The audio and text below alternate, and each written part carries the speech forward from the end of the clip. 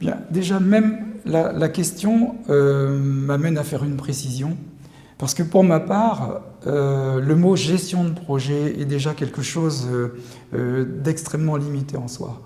Moi, je préfère parler de management de projet, et je préfère encore même mieux parler de conduite dynamique de projet. Aujourd'hui, ce qui est frappant, c'est de voir l'incroyable taux de mortalité des projets. On entend dire que dans des domaines comme l'informatique, l'outsourcing, on peut atteindre jusqu'à 50 ou 70% d'échecs au niveau des projets.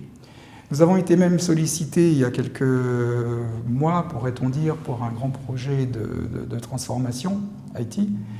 Et il y avait des pénalités d'1 million d'euros par mois de retard, et le projet en était à 6 millions, donc 6 mois de retard déjà constatés, et allait vers 12. Donc pour ma part, je pense qu'il y a un progrès considérable à faire, simplement en changeant la façon dont on manage les programmes, la façon dont on manage les projets, et je dirais tout simplement la façon dont on manage les hommes. Et c'est pour cela que dans le modèle que nous avons développé, que nous avons proposé, nous avons remis l'humain au cœur de ce système de management. Alors on en parle beaucoup, c'est presque un thème à la mode. Bon, nous n'en parlons pas, nous le faisons, et nous le faisons depuis 15-20 ans. Parce que si on dit qu'on met l'humain au milieu de ce management, il faut absolument structurer une méthode, ou des méthodes. Il faut pouvoir imaginer des outils, et notamment des outils évidemment modernes, pour la mise en œuvre de cette nouvelle approche.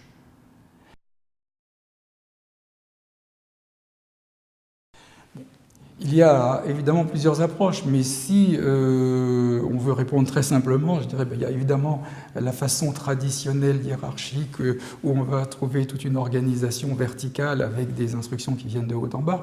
Bon, c'est un petit peu simpliste. Maintenant, depuis seulement quelques décennies, est apparu le système matriciel et qui permet finalement d'animer à la fois les équipes projets transverses par rapport aux métiers qui sont verticaux, qu'on appelait le mode projet. Pour ma part, je suis embêté un peu avec ça et je l'ai vécu dans ma vie professionnelle pour avoir managé des projets extrêmement complexes dans l'automobile, et on est arrivé à être en difficulté sur ces projets. Et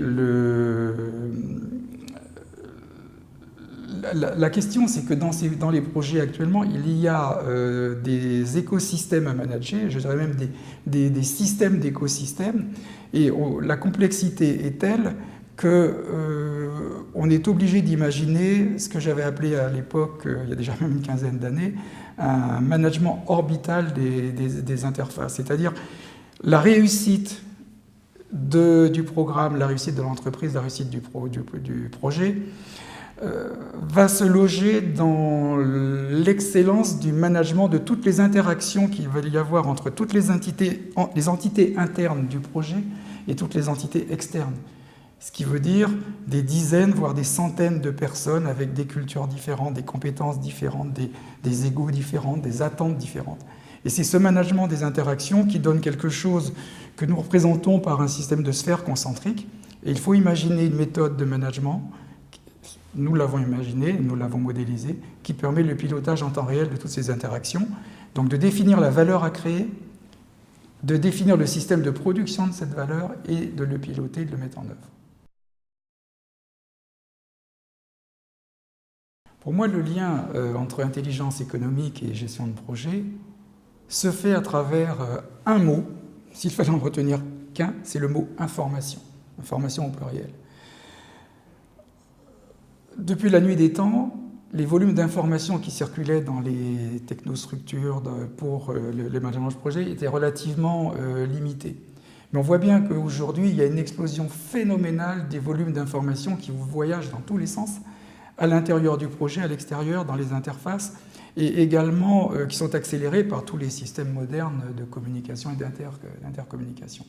Ça veut dire que la réussite du projet, la réussite du programme, la réussite de l'entreprise et puis la satisfaction des gens va passer par la capacité à maîtriser, à hiérarchiser, à analyser, à synthétiser, à partager tous ces volumes d'informations le plus rapidement possible, à les qualifier. Et à partir de là, le modèle que nous avons proposé et mis en place commence par traiter ces questions-là.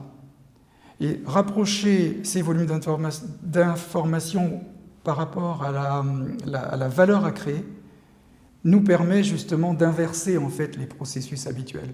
C'est qu'on va partir de la valeur que l'on veut créer ensemble. Cette valeur que l'on veut créer ensemble va donner lieu ensuite à un certain nombre de processus. Et donc on a développé ce concept d'ingénierie de processus coopératif. Le meilleur processus étant celui qu'on va inventer à un moment donné, tous ensemble, c'est-à-dire les parties prenantes du projet, pour répondre le mieux possible à la situation du moment, de l'environnement, des technologies mises en œuvre et puis aussi des compétences et des cultures des personnes. La grande satisfaction que l'on a eue avec cette méthode, c'est de constater qu'elle était, je dirais, atechnique, en ce sens qu'elle a été appliquée dans des domaines extrêmement différents. Dans l'automobile, on a pu permettre aux équipes de réussir des projets qui étaient en très très grosse difficulté avec des années de retard en un temps très court. Dans l'immobilier, nous avons été sollicités par un grand promoteur immobilier et qui a permis de mettre en place cette démarche pour gagner un écart considérable en matière de coûts et en écart de délai. J'ai également un exemple assez spectaculaire dans le cadre de la chimie, où les cycles d'innovation sont très longs, on parlait de presque 10 ans, et en 5 fois moins de temps, les équipes ont réussi à mettre sur le marché des innovations marquantes. Je pense également à des domaines plus inattendus comme la Formule 1, où nous sommes intervenus et un constructeur manufacturier a terminé la saison champion du monde constructeur et champion du monde pilote et nous a remerciés pour l'aide apportée. Et puis quelque chose d'assez étonnant aussi, je pense au défi pour la Coupe América, la dernière participation de l'équipage Le Défi, qui avait énormément souffert en 2003, puisque je crois qu'il y avait eu 23 défaites sur 24 courses. Et nous avons eu la grande satisfaction d'être sollicités par ces personnes pour recréer un projet crédible de manière à réattirer des investisseurs. Et ça s'est très bien passé.